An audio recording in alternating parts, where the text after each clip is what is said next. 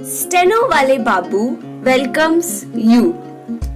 Shorthand dictations in male and female voice from all sources like magazines, speeches, and editorials at various speeds up to 120 WPM for various departments like SSC, DSSSB, CRPF, Delhi Police, etc.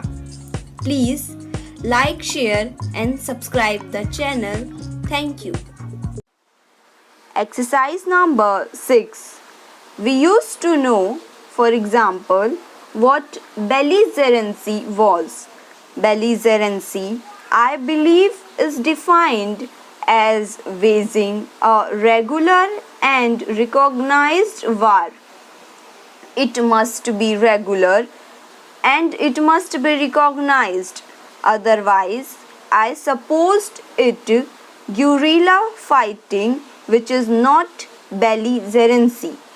And in so far as states or rulers are concerned, the opposite of belligerency used to be neutrality, that is, not siding with a power which is belligerent or which is waging an active and recognized war. Yet delegates here must know how vaguely the word neutrality and neutralism, as it is sometimes called, is used now sometimes as a term of abuse, sometimes in a different way, but mostly in a manner which does not describe what is meant exactly.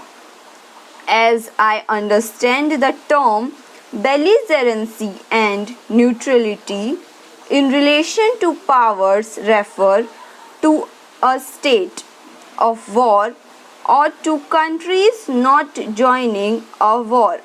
But as everyone knows, these words are used even when there is no active war. If a country is supposed to be neutral today, then presumably some other country which is not neutral should be described as belligerent, and yet that would be a wrong description because the other country is not engaged in regular or recognized warfare. I do not quite know how international law or jurists of repute would define what is called Cold War, which is presumably some kind of suspended belligerency. All these developments create problems for politicians and statesmen. I do not suppose that juristic definitions solve such problems. Nevertheless, they might clear the air a little, and I hope that an eminent body of scholars and jurists will throw the light on these terms so that at least our thinking may become straight.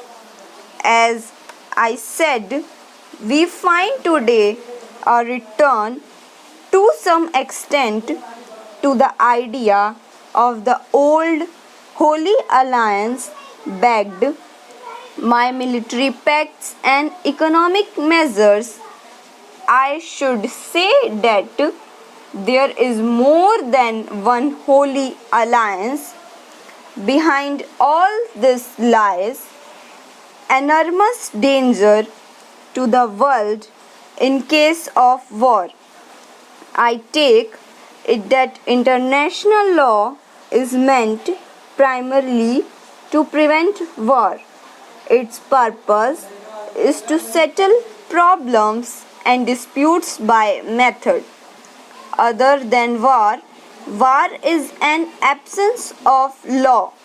It is true that so far international law does not have behind it the same strength that domestic law does, but its main purpose is the avoidance of war. Almost everybody in the wide world dislikes the idea of war today because it is so dangerous.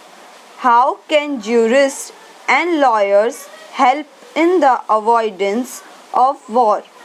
They cannot help directly in political developments, but they can do much here.